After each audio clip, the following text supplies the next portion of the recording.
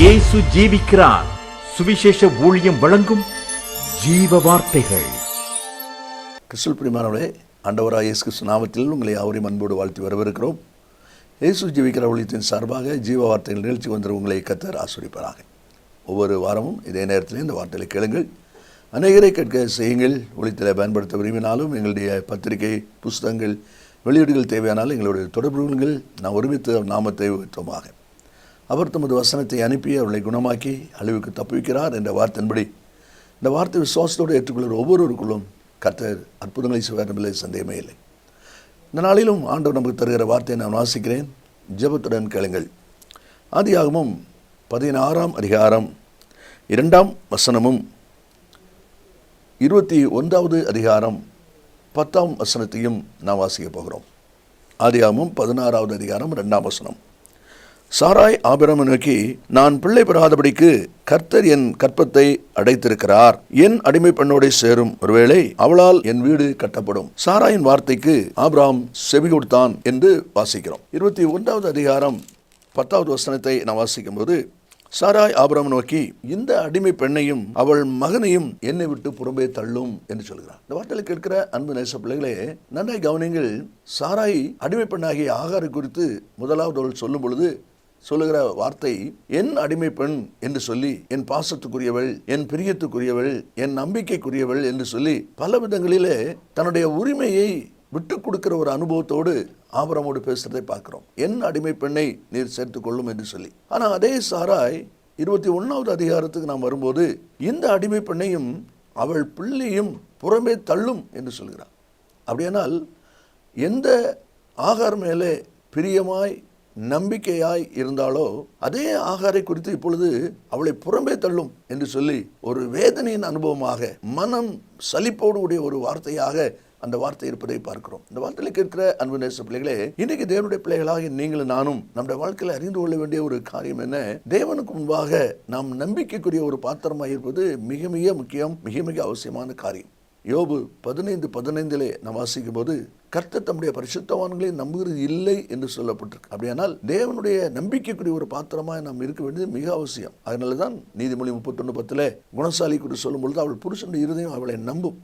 இங்கே அவ்வளவு நம்பிக்கைக்குரிய ஒரு பாத்திரமாக தான் இருக்க வேண்டிய ஸ்தானத்தில், மனைவியின் ஸ்தானத்தில் ஆகாரை எடுத்து கொடுப்பதை நாம் அதில் பார்க்கிறோம். அப்படிப்பட்ட ஒரு நம்பிக்கைக்குரிய ஒரு பாத்திரமாக அவளால் என் வீடு கட்டப்படும் என்றெல்லாம் சொல்லுகிறார். ஆனால் அதே சமயத்தில் 21:10 நம்ம வரும்போது, இந்த அடிமை பெண்ணையும், என் அடிமை பெண் என்று சொன்ன வார்த்தை மாறி இந்த அடிமை பெண்ணையும் அவள் மகனையும் புறம்பே தள்ளும் என்கிற ஒரு வேதனைக்குரிய வார்த்தைகளை வருகிறதை பார்க்கிறோம். இந்த வார்த்தைகளை கேட்கிற அன்பு நேச பிள்ளைகளே, அப்படியானால் அவ்வளவு நம்பிக்கைக்குரிய பாசத்துக்குரிய நிலைமையில் இருந்த அந்த ஆகார் இந்த அடிமை பெண்ணை புறம்பே தள்ளும் என்று சொல்லக்கூடிய அளவுக்கு அவளுடைய காரியம் இருந்திருக்கிறதே. காரணம் என்ன? இன்றைக்கு நீங்களும் நானும் நம்முடைய வாழ்க்கையிலே நம்மை ஆராய்ந்து பார்க்க வேண்டும். ஆரம்பத்திலே பாசமாய், நேசமாய், பட்சமாய் இருக்கிற அநேகர் நாட்கள் போக போக, காலங்கள் போக போக எல்லாவற்றிலும் வழி விலகி, எல்லாவற்றிலும் மாறி கடைசியில் புறம்பே தள்ளக்கூடிய நிர்பந்த நிலைமைக்கு மாறுகிற ஜனங்கள் இன்றைக்கு பெருகி கொண்டிருக்கிறார்கள். இந்த வார்த்தை மூலமாக சில காரியங்களை நாம் சிந்திக்க போகிறோம். ஆதியாகமம் 16வது அதிகாரத்தினுடைய அந்த அதிகாரத்தை நீங்கள் எடுத்து வைத்துக் கொள்ளுங்கள். அதிலிருந்து 3 வசனங்களை நாம் வாசிப்போம். 4வது வசனத்தை நாம் வாசிக்கும் போது, தான் கர்ப்பவதியானதை கண்டபோது தன் நாச்சியாரை அற்பமாக எண்ணினாள். தான் கர்ப்பமானதை கண்டபோது என்று சொன்னால், தான் கர்ப்பவதி ஆயிருக்கிறோம் அப்படிங்கிற ஒரு எண்ணம் உள்ளே உருவாகினதோடு அந்த பெருமை, அந்த மேட்டிமை அவளுக்குள்ளே வந்து விடுகிறதை நாம் அங்கே பார்க்கிறோம். முதலாவது அவளிடத்தில் ஏற்படுகிற ஆசீர்வாத குறைவுக்கான ஒரு அனுபவம் என்ன? பெருமையான ஒரு எண்ணம் உருவாகிறது. எப்பொழுது? தான் ஆசீர்வதிக்கப்பட்ட உடனே, கர்ப்பவதி ஆன உடனே என்று சொல்லி அந்த வார்த்தை இருப்பதை நாம் அதில் பார்க்கிறோம். நல்ல யோசியுங்கள். தேவன் பெருமையுள்ளவர்களுக்கு எதிர்த்து நிற்கிறார் என்று சொல்லி யாக்கோபு 4ஆம் அதிகாரத்தில் 6வது வசனத்தில் நாம் வாசிக்கிறோம். கர்த்தருடைய பிள்ளைகள் தாழ்மை சிந்தையோடு கூட நடக்க வேண்டியவர்கள். இன்னைக்கு தான் ஆசீர்வதிக்கப்பட்ட உடனே அவளுடைய பேச்சு, அவளுடைய நடை எல்லாமே வித்தியாசமாக இருப்பதை சாராய் கவனிக்கிறார். அவளுடைய காரியம் எல்லாமே மாற்றமாக இருக்கிறது. காரணம், அவளுக்குள்ளே நாம் ஆசீர்வதிக்கப்பட்டிருக்கிறோம், எஜமாட்டியாக இருக்கிறவள் ஆசீர்வாதத்துக்கு அபாத்திரமாக போய்விட்டாளுங்கிற ஒரு நிலைமையில பெருமை, மேட்டுமை அவளுக்குள்ளே வருகிறதை நாம் அதில் பார்க்கிறோம். யாக்கோபு நிருபத்திலே 3ஆம் அதிகாரம் 5ஆம் வசனத்திலே, நாவானது சிறிய அவயவமாக இருந்தாலும் பெருமையானவளை பேசும் என்று சொல்லப்பட்டிருக்கிறது. சங்கீத புஸ்தகத்திலே 12:3 என்னை வாசிப்பில்லானால், பெருமையானவளை பேசுகிற நாவை கர்த்தர் அறுத்து போடுவார் என்று வசனம் இருக்கு. நான் அந்த வசனத்தை வாசிமெல்லாம் யோசித்து பார்ப்பேன். பெருமையானவள் வசனத்தின்படி ஆண்டவர் நியாய்ந்திருக்கிற நபராக இருந்து இந்த வார்த்தையின்படி பெருமையானவளை பேசுகிற நாவை வெட்டி போடுவார் என்று வெட்டுறதுக்கு ஆண்டவர் அனுமதி கொடுப்பாரானா நான் என்ன யோசித்து பார்க்குறேன். எனக்கு நாவு இருக்குமா? இந்த வார்த்தையில் கேட்கிற நீங்களும் கூட உங்களை யோசித்து பாருங்க. ஆண்டவர் கிருபையாய் ஈவாய் தயவாய் நம்முடைய காலங்களை நமக்கு தந்திருக்கிறார். உசியா ராஜாவை குறித்து 2 நாளாகவும் 26:16 நீங்க வாசிப்பிலானால், உசியா பலப்பட்ட போது தனக்கு கேடு உண்டாக மட்டும் அவன் மனம் ஏட்டியமையானது. பலப்பட்ட போது பார்த்தீங்களா, ஆசீர்வதிக்கப்பட்ட போது, கர்ப்பவதியான போது ஆகாருக்குள்ளே பெருமை வருகிறது. இரண்டாவது நீங்க பார்த்தீங்கன்னா அதே 4ஆம் வசனத்துல கர்ப்பவதியானதை கண்டபோது தன் நாச்சியாரை அற்பமாக எண்ணினாள் என்று சொல்லி பார்க்கிறோம். யார் இந்த நாச்சியார் என்று சொல்லி கொஞ்சம் நம்ம யோசித்து பார்ப்போம்னா, அந்த நாச்சியார் எப்படிப்பட்டவர்? இன்றைக்கு இவள் கர்ப்பமாக இருக்கிறாளே, ஒரு ஆசீர்வாதத்தை பெற்றிருக்கிறாளே, இந்த ஆசீர்வாதத்துக்கு காரணமே அந்த நாச்சியார் தான். இவள் மேல் அவ்வளவு நம்பிக்கை வச்சிருக்கிறாள். அவளால் என் வீடு கட்டப்படும். அப்போ எவ்வளவு நம்பிக்கை இருக்கு பாருங்க. அப்படி ஆகாரை முழு மனதோடு கூட நம்பிக்கை கொண்டவள். அது மாத்திரம் இல்லை, எந்த ஒரு பெண்ணும் தன்னுடைய ஸ்தானத்தை, தன்னுடைய உரிமையை இன்னொருவருக்கு கொடுக்கவே முடியாது. ஆனால் எங்க தன்னுடைய ஸ்தானத்தையே அவள் விட்டு கொடுக்கிறாள், உரிமையை அவள் விட்டு கொடுக்கிறாள், அவளோடு சேரும் என்று சொல்லி. அப்போ இப்படிப்பட்ட மேன்மைக்குரிய ஆசீர்வாதத்திற்குரிய காரணமான நபர், அந்த நபரையே அவள் அற்பமாக எண்ணுகிற ஒரு நிலைமையை நாம் அதில் பார்க்கிறோம். இந்த வார்த்தைகளை கேட்கிற அருமையான கர்த்தருடைய பிள்ளைகளே, ஒருபோதும் தேவன் யாரையும் நாம் அற்பமாய் நினைப்பதை கர்த்தர் விரும்புகிற தேவன் அல்ல. அவரவருக்கு கொடுக்க வேண்டிய மேன்மை மரியாதை கொடுக்கக்கூடிய ஒரு சிந்தை நம்முடைய வாழ்க்கையில் இருக்கணும். அதை தான் ஆண்டவர் எதிர்பார்க்கிறார். அவளை அற்பமாய் எண்ணுகிற ஒரு நிலையை நாம் அதில் பார்க்கிறோம். மத்தேயு 18:10 நீங்கள் வாசிப்பிலானால், இந்த சிறியரில் ஒருவனையும் அற்பமாய் எண்ணாதபடி எச்சரிக்கையாயிருங்கள். பார்த்தீங்களா, ஆண்டவர் சொல்லியிருக்கிறார். இந்த சிறியரில் உங்க வாழ்க்கையில் யாரு சிறியவங்க எளியவங்கன்னு தெரிதோ அப்படிப்பட்டவங்களை கூட நீ அற்பமா நினைக்காத, எண்ணாதபடி ஜாக்கிரதையாயிரு, எச்சரிக்கையாயிரு என்று சொல்லி ஆண்டவர் சொல்வதை நாம் அதில் பார்க்கிறோம். இந்த அற்பமாய் நினைக்கப்பட்டதுனால சாராய்க்கு மிகுந்த வேதனை. அந்த வேதனை நிமித்தம் ஆபிரகாம் பார்த்தவர் சொல்லுகிறார் 16ஆம் அதிகாரம் 5ஆம் வசனத்திலே, எனக்கு நேரிட்ட அநியாயம் உமது மேல் சுமரும். எனக்கு நேரிட்ட அநியாயம் என்ன அநியாயம்? இவள் தான் ஆசிரியப்பட்டதுனால பெருமை கொண்டு என்னை அற்பமாய் நினைக்கிறார். என்ன நடந்துக்குன்னு யோசித்து பாருங்க. இதுக்கு முன்னே ஆகார் நீ அதை எடுத்துட்டு வா, அந்த துணியெல்லாம் துவச்சு காயப்படு அப்படின்னு சொல்லி செஞ்சிருப்பா. இப்போ சொல்றாங்க, இனிமேல் இந்த மாதிரி பேச்செல்லாம் என்கிட்ட வச்சு விடக்கூடாது அப்படி கூட சொல்லியிருப்பா. ஏன்னா நீங்க ஆசீர்வாதம் இல்லாத ஆளு, நான் இன்னைக்கு ஆசீர்வதிக்கப்பட்டிருக்கிறேன் அப்படிங்கிற அந்த பெருமையும் எண்ணங்கள் வந்த உடனே அற்பமாய் பேசுகிற நிலை ஆகாருக்குள்ளே வருகிறதை நாம் அதில் பார்க்கிறோம். இனி 3வது ஒரு அனுபவத்தை நாம் வாசிப்போமானால், சாராள் அவளை கடினமாய் நடத்தினபடியினால் அவள் ஓடுகிறாள், வனாந்திரத்தை பார்த்து ஓடுகிறாள். ஓடுகிற நேரத்தில் தூதன் சந்திப்பதை நாம் பார்க்கிறோம். 8ஆம் வசனத்திலே, சாராயின் அடிமை பெண்ணாகிய ஆகாரே எங்கே இருந்து வருகிறாய் என்று கேட்கிறான். நல்ல கவனிங்க, தூதனுக்கு அவ பேர் தெரியுது. ஆகாரே நீ எங்கிருந்து வருகிறாய் என்று கேட்டிருக்கலாம். ஆனா ஆகாரே என்று சொல்லாம அவன் சொல்லுகிற வார்த்தையை கவனிங்க, சாராயின் அடிமை பெண்ணாகிய ஆகாரே அப்படி சொல்றான். அப்ப என்ன அனுபவம் அதிலே மறைந்திருக்கிறது என்று சொன்னால், நீ சாராயின் கீழ் இருக்க வேண்டியவள், நீ சாராயினுடைய கஸ்டடியில இருக்க வேண்டியவள். ஆனா நீ அதை விட்டு ஓடிக்கொண்டிருக்கிற. அதனாலதான் சாராயின் அடிமை பெண்ணாகிய ஆகாரே, நல்ல கவனிங்க, தன் ஸ்தானத்தை விட்டு விட்டவள், தனக்கு கொடுத்த உத்தரவாதமான மேன்மையான ஆசீர்வாதத்திற்குரியதான அந்த பொறுப்பை விட்டு விட்டவள் என்று பார்க்கிறோம். பிரசங்கியிலே சாலமோன் எழுதும்போது 10வது அதிகாரம் 4வது வசனத்திலே, அதிபதியின் கோபம் உன்மேல் எழும்பினால் உன் ஸ்தானத்தை விட்டு விலகாதே.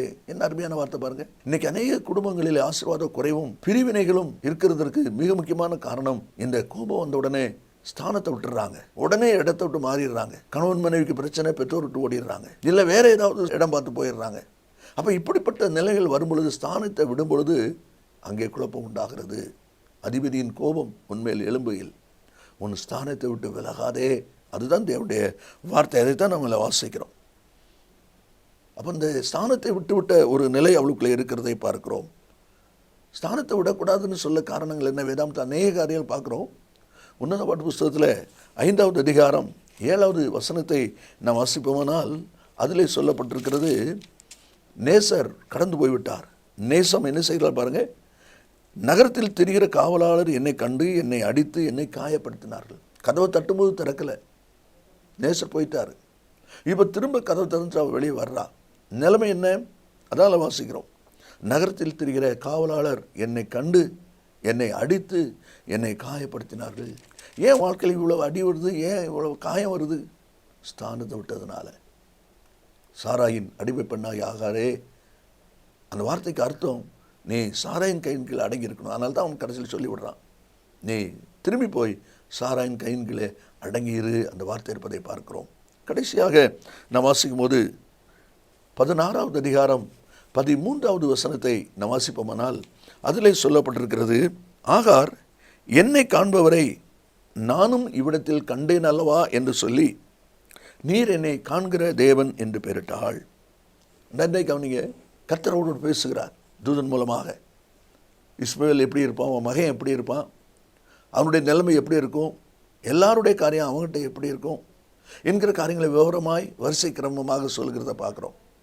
இந்த வார்த்தைகளெல்லாம் சொல்லி சொன்ன உடனே அவள் சொல்கிறாள், என்னை காண்பவரை நானும் இவ்விடத்தில் கண்டேன் அல்லவா என்று சொல்லி நீர் என்னை காண்கிற தேவன் என்று பெயரிட்டாள். நல்ல கவனிங்கள், என்னை காண்கிற ஒருவர் இருக்கிறார் என்பது இப்பொழுதுதான் ஆகாருக்கு தெரிஞ்சிருக்கிறது. அப்படியானால் இதிலிருந்து நமக்கு அறிகிற காரியம் என்ன? ஆபிரகாமோடு கர்த்தர் இருக்கிறதையும் சாராயோடு கர்த்தர் இருக்கிறதையும் இவள் அறிந்திருந்தாலும் அவள் வாழ்க்கையிலே கர்த்தர் இல்லை. அவள் வாழ்க்கையிலே கர்த்தர் இல்லை. நன்மை புரிந்து கொள்ளுங்கள். நீங்கள் ஒரு கிறிஸ்தவ குடும்பத்தில் பிறந்து வளர்றதுனால, கிறிஸ்தவ பாரம்பரியத்தில் சூழ்நிலையில் வளர்க்கப்படுகிறதுனால பாவ மன்னிப்பு நிச்சயத்தை பெற்றவர்களாய் மாறிவிட முடியாது. தன் பாவங்களை மறைக்கிறவன் வாழ்வடைய மாட்டான், அறிக்கை செய்து விட்டு விடுகிறவன் இறக்கப்படுவான் சொல்லப்பட்டிருக்கிறதே. பாவத்தை உணர்ந்து அறிக்கை பண்ணி அந்த மீட்பின் அனுபவத்தை, இரட்சிப்பின் அனுபவத்தை பெற்றுக்கொள்ள வேண்டும் ஒழிய கிறிஸ்தவ குடும்பத்தில் பிறக்கிறதுனால, வளர்றதுனால, அந்த சூழ்நிலையினால நாம் பரலோகத்துக்கு தகுதியாய் தேவனுடைய பிள்ளையாய் மாற்றப்படுவது இல்லவே இல்லை. இந்த ஆகார் ஆபிரகாமோடு சாராயோடு இருக்கிறாள். அவர்களோடு கூட கர்த்தர் இருக்குது நல்லா தெரியும். ஆனால் அதே சமயத்தில் தன்னை காண்கிற ஒரு கர்த்தர் இருக்கிறான்னு அது வரைக்கும் அவளுக்கு தெரியல. இதுவும் நமக்கு அறிகிற ஒரு காரியம் என்ன? 1 யோவான் 4:8 தேவன் அன்பாகவே இருக்கிறார். அந்த அன்பான தேவன் இவளுக்குள்ள இருந்திருந்தால், அந்த அன்பான தேவனை இவள் வாழ்க்கையில அனுபவித்திருந்தால், தனக்கு ஆசீர்வாத காரணமான நாச்சியாரை அவள் அற்பமாய் எண்ணவே முடியாது. அந்த அன்பற்ற நிலைமை இருந்ததுனால, அன்பற்ற தன்மை நிமித்தம் தான் அவள் இவ்விதமாய் நடந்து கொள்கிறாள் என்பதை நாம் அதில் பார்க்கிறோம். 1 சாமுவேல் 2:12 ஏலியின் குமாரர் பேலியானின் மக்களாக இருந்தார்கள். அவர்கள் கர்த்தரை அறியவில்லை. ஏலி எவ்வளவு கனத்துக்குரிய மனுஷன், ஏலி எவ்வளவு ஆசாரிய பணிவிடை செய்கிற ஒரு மனுஷன். அந்த ஆசாரியனுக்கு பிள்ளைகளாக இருக்கிற இவர்கள் தேவனை அறியவில்லை என்று சொன்னால் அது எவ்வளவு வேதனையான ஒரு அனுபவம். யோசித்து பாருங்க. பிலிப்பு கேட்கிறான், ஆண்டவரே பிதாவை எங்களுக்கு காண்பியும் என்று சொல்கிறார். அவளை ஆண்டவர் சொல்லுகிறார், யோவான் 14:9 பிலிப்புவே, இவ்வளவு காலம் நான் உங்களுடனே கூட இருந்தும் நீ என்னை அறியவில்லையா? என்னை கண்டவன் பிதாவை கண்டான். அப்படி இருக்க பிதாவை எங்களுக்கு காண்பியும் என்று நீ எப்படி சொல்லுகிறாய் கேட்கிறார். இவ்வளவு காலம் நீ என்னோடு கூட இருந்தும் நீ என்னை அறியவில்லையா? இந்த வார்த்தையில் கேட்கிற அன்பு நேச பிள்ளைகளே, ஆகார் தேவனை அறியாத, தேவனுடைய அன்புக்கு தூரமானவளாக இருந்தாள். சாராய் கூப்பிட்டா, என் அடிமை பெண்ணாகிய ஆகார். 21:10 வாசிக்கிறோம், எந்த அடிமை பெண்ணையும் மகனையும் புறம்பே தள்ளும். அதுக்கு அனுபவங்களை நம்ம பார்க்குறோம். கற்பமான உடனே அவளுக்குள்ளே பெருமை, அந்த பெருமை நிமித்தம் ஆசீர்வாத காரணமாக இருக்கிற, தன்மேல் நம்பிக்கை வைத்திருக்கிற அந்த எஜமாட்டிக்கு நம்பிக்கை துரோகமாக அவளை அற்பமாய் நினைக்கிற அனுபவம் இருக்கிறதை பார்க்கிறோம். அவள் இருக்க வேண்டிய இடம் சாராயுடைய கஸ்டடி. ஆனால் அதை விட்டு ஓடுகிறாள், தன் ஸ்தானத்தை விட்டு விட்டாள். வாழ்க்கையிலே தேவனை அறியாத அவளாகவே இருந்திருக்கிறாள். அந்த அன்பு இல்லாததுனால பகைக்கிற ஒரு நிலை இருக்கிறதை பார்க்கிறோம். வார்த்தையில் கேட்கிற அன்பு நேச பிள்ளைகளே, உங்களுடைய வாழ்க்கையை யோசித்து பாருங்க. ஆரம்பம் எப்படி இருந்தது, இன்னைக்கு முடிவு விதமாக இருக்கிறது. நாம் ஜெபிப்போமா? இயேசு சீக்கிரம் வரப்போகிறார். நல்ல பிதாவே, உம்மை நன்றியோடு ஸ்தோத்திரிக்கிறோம். உம்முடைய வார்த்தை ஆமென்றும் ஆமென் என்பதற்காக ஸ்தோத்திரம். இந்த வார்த்தை கேட்கிற ஒவ்வொருவரும் ஆரம்ப வாழ்க்கை தேவனோடு விதமாக இருந்தது, இன்றைக்கு விதமாக இருக்கிறோம் என்பதை குறித்து சிந்தித்து தங்களை சீர்படுத்திக் கொள்ள கர்த்தர் உதவி செய்வீராக. இயேசுவின் நாமத்தில் பிதாவே, ஆமேன் ஆமேன். கர்த்தர் உங்களை ஆசீர்வதிப்பாராக. ஆமேன். கிறிஸ்துவில் அன்பு நேச பிள்ளைகளே, ஏற்கனவே நான் அறிவித்தபடி அந்த நகோமி என்கிற புஸ்தகம் இப்பொழுது நம்முடைய கரங்களில் ஆயத்தமாக இருக்கிறது. ஆவியானவருக்கும் நகோமிக்கும் உள்ளதான அந்த உறவை பற்றிய ஒரு ஆழமான கர்த்தனை இந்த புஸ்தகம் உங்களுக்கு ஆசீர்வாதமாக இருக்கும். அதனுடைய விவரங்களை நீங்கள் இடத்திலே கேட்டு பெற்றுக்கொள்ளுங்கள். கர்த்தர் நம்மை ஆசீர்வதிப்பாராக. ஆமென். மேலும் விவரங்களுக்கும் உங்கள் ஜெப தேவைகளுக்கும் நீங்கள் எங்களோடு தொடர்பு கொள்ள வேண்டிய முகவரி, ஜீசஸ் லிவ்ஸ் காஸ்பல் மினிஸ்ட்ரீஸ், சகோதரர் John M Jayaraj, 123A Donavur road, Mavadi, Nellai மாவட்டம், தென்னிந்தியா 627107. செல்போன் 9443113292.